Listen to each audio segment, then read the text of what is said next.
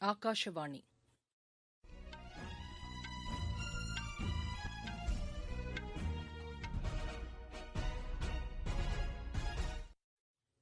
செய்திகள் வாசிப்பவர் சூர்யா ராஜகோபாலன். தலைப்புச் செய்திகள். சர்வதேச யோகா தினம் இன்று கொண்டாடப்படுகிறது. உடல் நலத்துடன் மனநலத்தையும் காப்பதில் யோகா முக்கிய பங்கு வகிப்பதாக பிரதமர் திரு நரேந்திர மோடி கூறியுள்ளார். கோவிட்-19க்கான தடுப்பு மருந்தை 18 வயதுக்கு மேற்பட்ட அனைவருக்கும் இலவசமாக செலுத்துவதற்காக மத்திய அரசு அவற்றை மாநிலங்களுக்கு விலையின்றி விநியோகம் செய்யும் திட்டம் இன்று முதல் செயல்பாட்டுக்கு வந்துள்ளது. நாடு முழுவதும் தடுப்பூசி செலுத்தும் பணிகள் அடுத்த 2 மாதங்களில் மேலும் தீவிரப்படுத்தப்படும் என்று உள்துறை அமைச்சர் திரு அமித் ஷா கூறியுள்ளார். தமிழ்நாட்டில் வேளாண் துறைக்கு தனி நிதிநிலை அறிக்கை தாக்கல் செய்யப்படும் என்று ஆளுநர் திரு பன்வாரிலால் புரோஹித் இன்று சட்டப்பேரவையில் அறிவித்தார். விம்பிள்டன் டென்னிஸ் போட்டியின் தகுதிச் சுற்று ஆட்டங்கள் இன்று தொடங்குகின்றன. இனி விரிவான செய்திகள். சர்வதேச யோகா தினம் இன்று கொண்டாடப்படுகிறது. இந்நாளையொட்டி பிரதமர் திரு நரேந்திர மோடி இன்று காலை நாட்டு மக்களிடையே உரையாற்றினார். உடல் நலத்துடன் மனநலத்தையும் காப்பதில் யோகா முக்கிய பங்கு வகிப்பதாக அவர் தெரிவித்தார். நலமான வாழ்விற்கு யோகா என்பதே இந்த ஆண்டு கொண்டாட்டத்திற்கான மையக்கருத்தாகும் என்று பிரதமர் குறிப்பிட்டார். யோகாவை பின்பற்றுவோரின் எண்ணிக்கை கடந்த 1.5 ஆண்டுகளில் அதிகரித்துள்ளதாக அவர் கூறினார். நோய் நாடி நோய் முதல் நாடி அது தணிக்கும் வாய் நாடி வாய்ப்பச் செயல் என்ற திருக்குறளையும் பிரதமர் தமது உரையில் மேற்கோள் காட்டி பேசினார். साथियों, महान तमिल संत श्री तिरुवल्लुवर जी ने कहा, नोई नाडी नोई मुद्दल नाडी हदु तनिक्कुम वायनाडी वाय पच्चैयल. கோவிட்-19 தவிர்ப்பதற்கான பாதுகாப்பு அம்சங்களில் ஒன்றாக யோகா திகழ்கிறது என்றும் திரு நரேந்திர மோடி குறிப்பிட்டார். யோகா கலைக்கென கைபேசி செயலி ஒன்றும் அறிமுகப்படுத்தப்பட உள்ளதாக அவர் கூறினார். யோகா குறித்த செயல்முறை விளக்கங்களை அளிக்கும் வகையில் பல்வேறு மொழிகளில் இந்த செயலி வடிவமைக்கப்பட்டுள்ளதாக திரு நரேந்திர மோடி தெரிவித்தார். இதனைத் தொடர்ந்து ஆன்மீக தலைவர்கள் மற்றும் யோகா பயிற்றுநர்கள் யோகாசன பயிற்சியை வழங்கினர். சர்வதேச யோகா தினத்தையொட்டி குடியரசுத் தலைவர் திரு ராம்நாத் கோவிந்த் வெளியிட்டுள்ள செய்தியில் ஆரோக்கியத்தையும் மகிழ்ச்சியையும் வழங்கும் அற்புதமான கலை யோகா என்று குறிப்பிட்டுள்ளார். யோக கலையை உலகுக்கு இந்தியாதான் வழங்கியுள்ளதாகவும் அவர் தெரிவித்துள்ளார். குடியரசு துணைத் தலைவர் திரு வெங்கையா நாயுடு வெளியிட்டுள்ள செய்தியில் மக்கள் அனைவரும் தங்களது அன்றாட வாழ்வில் யோகா பயிற்சியை மேற்கொண்டு பயன்பெற வேண்டும் என்று கேட்டுக் கொண்டுள்ளார்.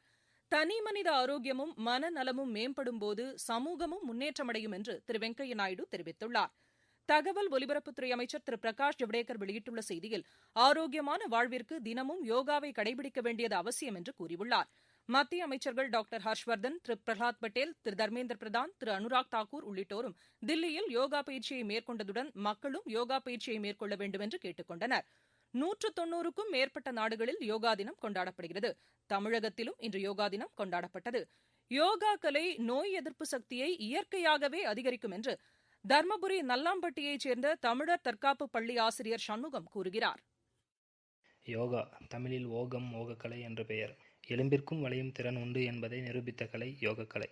அதிகாலையில் சூரியனை வணங்கி செய்யப்படும் யோகக்கலைக்கு சூரிய வணக்கம் என பெயர். காலையில் சம்மணம் போட்டு அமர்ந்து உண்ணும் போதிலிருந்து இரவு கால்களை நீட்டி தூங்கும் வரை நம்முடைய அன்றாட வாழ்க்கையில் இந்த யோகக்கலை நம்மோடு பயணிக்கிறது.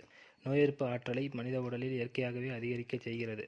முறையான அன்றாட மூச்சு பயிற்சியின் மூலம் நுரையீரலின் செயல்திறனை அதிகரிக்க முடியும். கோவிட்-19க்கான தடுப்பு மருந்தை 18 வயதுக்கு மேற்பட்ட அனைவருக்கும் இலவசமாக செலுத்துவதற்காக மத்திய அரசு அவற்றை மாநிலங்களுக்கு விலையின்றி விநியோகம் செய்யும் திட்டம் இன்று முதல் செயல்பாட்டுக்கு வந்துள்ளது.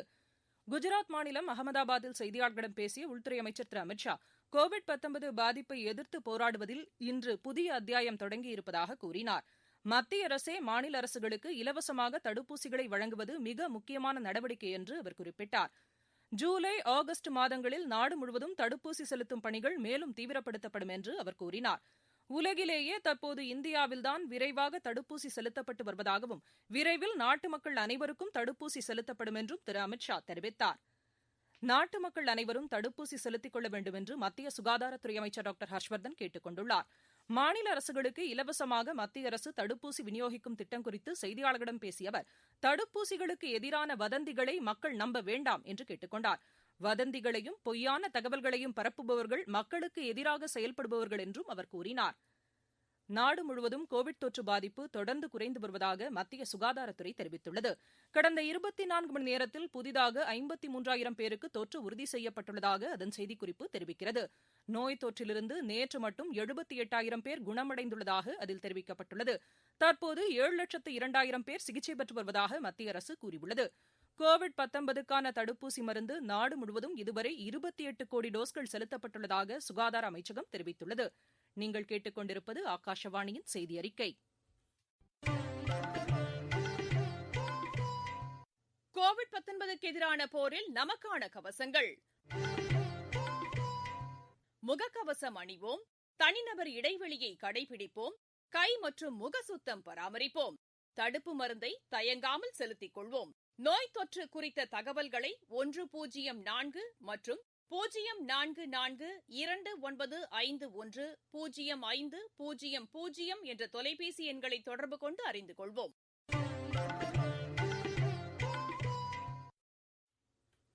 தமிழ்நாட்டில் வேளாண் துறைக்கு ஆண்டுதோறும் தனி நிதிநிலை அறிக்கை தாக்கல் செய்ய நடவடிக்கை எடுக்கப்படும் என்று ஆளுநர் திரு பன்வாரிலால் புரோஹித் தெரிவித்துள்ளார். தமிழக சட்டப்பேரவை கூட்டத்தொடரை அவர் இன்று தொடங்கி வைத்து உரையாற்றினார். கோவிட்-19 பாதிப்பை கட்டுப்படுத்துவதில் தமிழக அரசு திறம்பட செயலாற்றி வருவதாக அவர் கூறினார். தமிழகம் முழுவதும் மீண்டும் உழவர் சந்தைகள் ஏற்படுத்தப்படும் என்றும் அவர் தெரிவித்தார். மாநில அரசின் நிதிநிலை குறித்து அடுத்த மாதம் வெள்ளை அறிக்கை வெளியிடப்படும் என்றும் ஆளுநர் குறிப்பிட்டார். நதிநீர் பிரச்சினையில் தமிழகத்தின் உரிமைகளை பாதுகாக்க உரிய நடவடிக்கைகளை அரசு எடுக்கும் என்று அவர் தெரிவித்தார். புதிய குடும்ப அட்டை கேட்டு விண்ணப்பிப்பவர்களுக்கு 15 நாட்களுக்குள் ஸ்மார்ட் அட்டை வழங்கப்படும் என்று அவர் கூறினார். சிங்கார சென்னை திட்டத்தின் 2வது கட்டம் விரைவில் தொடங்கப்படும் என்று அவர் தெரிவித்தார். நீர்நிலைகளை மேம்படுத்த தூர்வாரும் பணிகள் போர்க்கால அடிப்படையில் மேற்கொள்ளப்படும் என்று கூறிய அவர், நிலத்தடி நீரை முறைப்படுத்த புதிய சட்டம் இயற்றப்படும் என்றார். தமிழகத்தில் கல்வி மற்றும் வேலைவாய்ப்பில் 69% இடஒதுக்கீட்டை உறுதி செய்ய அனைத்து நடவடிக்கைகளும் எடுக்கப்படும் என்றும் ஆளுநர் கூறினார். சிறு குறு நடுத்தர தொழில் நிறுவனங்களை மேம்படுத்துவது தொடர்பான திட்டங்களை வகுக்க தொழிலதிபர்கள், வங்கியாளர்கள் மற்றும் நிதித்துறை வல்லுநர்கள் அடங்கிய நிபுணர் குழு அமைக்கப்படும் என்றும் திரு பன்வாரிலால் புரோஹித் அறிவித்தார். தமிழகத்தில் ஊரடங்கிலிருந்து அறிவிக்கப்பட்ட கூடுதல் தளர்வுகள் இன்று முதல் செயல்பாட்டுக்கு வந்துள்ளன. நோய் தொற்று பாதிப்பின் அடிப்படையில் மாவட்டங்கள் 3 வகையாக பிரிக்கப்பட்டு தளர்வுகள் அறிவிக்கப்பட்டுள்ளன. சென்னை, திருவள்ளூர், காஞ்சிபுரம், செங்கல்பட்டு ஆகிய 4 மாவட்டங்களில் பொது பேருந்து போக்குவரத்து 50% பயணிகளுடன் இயக்கப்பட்டு வருகிறது. சென்னையில் மெட்ரோ ரயில் சேவையும் 50% பயணிகளுடன் இயங்க தொடங்கியுள்ளது. வாடகை வாகனங்கள் மற்றும் ஆட்டோக்கள் பதிவின்றி செயல்படுகின்றன. இந்த கூடுதல் தளர்வுகள் வரும் 28ஆம் தேதி வரை செயல்பாட்டில் இருக்கும் என்று அறிவிக்கப்பட்டுள்ளது. கர்நாடகாவில் நோய் தொற்று குறைவாக உள்ள 16 மாவட்டங்களில் இன்று முதல் கூடுதல் தளர்வுகள் செயல்பாட்டுக்கு வந்துள்ளன. உத்தரப்பிரதேசத்திலும் இன்று முதல் கூடுதல் தளர்வுகள் வழங்கப்பட்டுள்ளன. உணவகங்கள், வணிக வளாகங்கள் உள்ளிட்டவை செயல்பட அனுமதிக்கப்பட்டுள்ளது. தில்லியிலும் கோவிட் தொற்று குறைந்து வருவதை அடுத்து கூடுதல் தளர்வுகள் வழங்கப்பட்டுள்ளன. சந்தைகள், வணிக வளாகங்கள் காலை 10 மணி முதல் இரவு 8 மணி வரை செயல்பட அனுமதிக்கப்பட்டுள்ளது. உணவகங்களில் 50% இருக்கைகளில் அமர்ந்து உணவருந்த அனுமதி வழங்கப்பட்டுள்ளது. G20 நாடுகளின் கல்வி அமைச்சர்கள் பங்கேற்கும் மாநாடு நாளை நடைபெறுகிறது. இத்தாலி தலைமையில் நடைபெறவுள்ள இம்மாநாட்டில் இந்தியா சார்பில் கல்வி மற்றும் தகவல் தொழில்நுட்ப இணையமைச்சர் திரு சஞ்சய் தோத்ரே கலந்து கொள்கிறார். அன்றைய தினம் நடைபெறவுள்ள கல்வி மற்றும் தொழிலாளர் வேலைவாய்ப்பு அமைச்சர்களின் கூட்டுக் கூட்டத்திலும் காணொலி காட்சி மூலம் அமைச்சர் பங்கேற்கிறார். ஈரானில் புஷர் நகரில் செயல்பட்டு வரும் அணுசக்தி நிலையம் தற்காலிகமாக மூடப்படுவதாக அந்நாட்டு அரசு கூறியுள்ளது. இந்த அணுமின் நிலையம் தொடங்கப்பட்டதிலிருந்து அதன் செயல்பாடுகள் நிறுத்தி வைக்கப்படுவது இதுவே முதல் முறையாகும். ரஷ்யாவிலிருந்து பெறப்பட்ட யுரேனியத்தை பயன்படுத்தி இந்த அணு உலை செயல்பட்டு வந்தது. 2018ஆம் ஆண்டு அமெரிக்கா விதித்த தடைகளுக்கு பின்னர் இதன் செயல்பாடுகளில் பின்னடைவு ஏற்பட்டதாக ஈரான் அணுசக்தித்துறை தெரிவித்துள்ளது. உலக டெஸ்ட் கிரிக்கெட் சாம்பியன் போட்டியில் இந்தியாவுக்கு எதிரான இறுதி ஆட்டத்தின் 3ஆம் நாளான நேற்று ஆட்ட நேர இறுதியில் நியூசிலாந்து முதல் இன்னிங்ஸில் 2 விக்கெட் இழப்பிற்கு 101 ரன் எடுத்துள்ளது. சவுத்தாம்ப்டனில் நடைபெற்று வரும் இப்போட்டியில் வில்லியம்சன் 12 ரன்னுடனும் ராஸ் டெய்லர் ரன் எடுக்காமலும் களத்தில் உள்ளனர். முன்னதாக இந்தியா முதல் இன்னிங்ஸில் 217 ரன்னுக்கு ஆட்டமிழந்தது. உலகக்கோப்பை வில்வித்தை போட்டி பாரிஸில் தொடங்கியது. டோக்கியோ ஒலிம்பிக் தகுதிக்கான இறுதி வாய்ப்பாக கருதப்படும் இந்த போட்டியில் இந்தியா உட்பட 70 நாடுகள் பங்கேற்றுள்ளன. விம்பிள்டன் டென்னிஸ் போட்டியின் தகுதிச் சுற்று ஆட்டங்கள் இன்று தொடங்குகின்றன. இதில் இந்தியாவின் பிரஜ்னேஷ் குன்னேஸ்வரன் இங்கிலாந்தின் ஆர்த்தர் ஃபெரியையும், ராம்குமார் ராமநாதன் ஸ்லோவேக்கியாவின் ஜோசப் கோவாலிக்கையும் எதிர்கொள்கின்றனர். மீண்டும் தலைப்புச் செய்திகள். சர்வதேச யோகா தினம் இன்று கொண்டாடப்படுகிறது. உடல் நலத்துடன் மனநலத்தையும் காப்பதில் யோகா முக்கிய பங்கு வகிப்பதாக பிரதமர் திரு நரேந்திர மோடி கூறியுள்ளார். கோவிட்-19க்கான தடுப்பு மருந்தை 18 வயதுக்கு மேற்பட்ட அனைவருக்கும் இலவசமாக செலுத்துவதற்காக மத்திய அரசு அவற்றை மாநிலங்களுக்கு விலையின்றி விநியோகம் செய்யும் திட்டம் இன்று முதல் செயல்பாட்டுக்கு வந்துள்ளது. நாடு முழுவதும் தடுப்பூசி செலுத்தும் பணிகள் அடுத்த 2 மாதங்களில் மேலும் தீவிரப்படுத்தப்படும் என்று உள்துறை அமைச்சர் திரு அமித் ஷா கூறியுள்ளார். தமிழ்நாட்டில் வேளாண் துறைக்கு தனி நிதிநிலை அறிக்கை தாக்கல் செய்யப்படும் என்று ஆளுநர் திரு பன்வாரிலால் புரோஹித் இன்று சட்டப்பேரவையில் அறிவித்தார். விம்பிள்டன் டென்னிஸ் போட்டியின் தகுதிச் சுற்று ஆட்டங்கள் இன்று தொடங்குகின்றன. இத்துடன் இந்த செய்தியறிக்கை நிறைவு பெற்றது.